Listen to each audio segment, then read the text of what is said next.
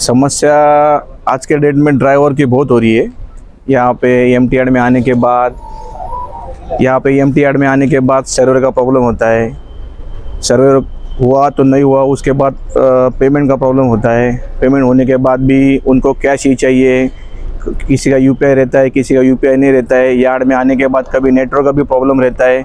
चलो ड्राइवर कुछ ना कुछ करके अरेंजमेंट कर देते, लेकिन प्रॉब्लम ये होता है कि रात को हम कैश लाए कहाँ से।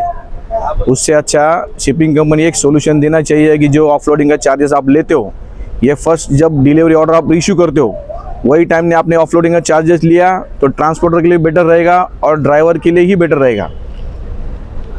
यूपीआई भी नहीं होएगा और कैश का भी प्रॉब्लम सॉल्व हो जाएगा।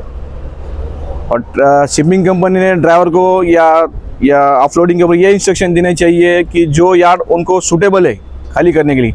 अभी एक शिपिंग कंपनी कम से कम 3-3, 4-4 नॉमिनेट यार्ड होते हैं, तो उन्होंने वो लेटर के ऊपर मेंशन किया भाई ये यार्ड सूटेबल है, तो वहाँ पे ड्राइवर जाके खाली कर सकते हैं।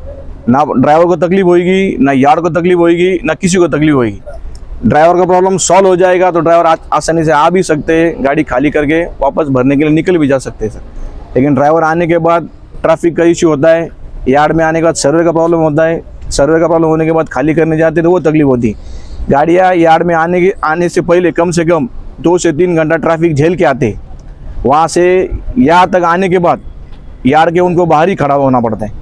यार्ड में यार्ड में आने के बाद उनको कम से कम यार्ड के बाहर कम से कम 100-150 गाड़ी की कम से कम पार्किंग होनी चाहिए। ये पार्किंग व्यवस्था यार्ड के पास नहीं है। इसकी वजह से ड्राइवर लोग गाड़ी रोड पे खड़ी कर दी। रोड पे खड़ी करेंगे तो ट्रैफिक का इश्यू होएगा। ट्रैफिक का इश्यू होएगा तो हवलदार आएंगे और बिना मतलब का फाइन मार के चले जाएंगे। ये तकलीफ ड्राइवर को होती है। शिपिंग कंपनी जो नॉमिनेट यार्ड दिए है उनको एक रिक्वेस्ट करे कि कम से कम पार्किंग की व्यवस्था करे। पार्किंग व्यवस्था होने के बाद ड्राइवर आएंगे, उनके हिसाब से आएंगे, खाली करके निकल जाएंगे।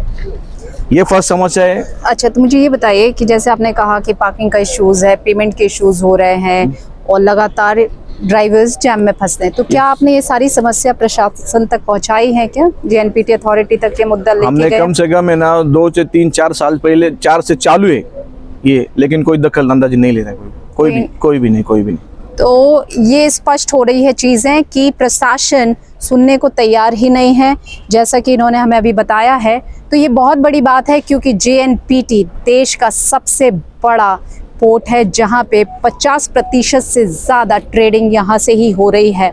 और ना केवल ये जेएनपीटी पोर्ट से देश नहीं बल्कि दुनिया की 200 पोर्ट्स कनेक्ट होती हैं।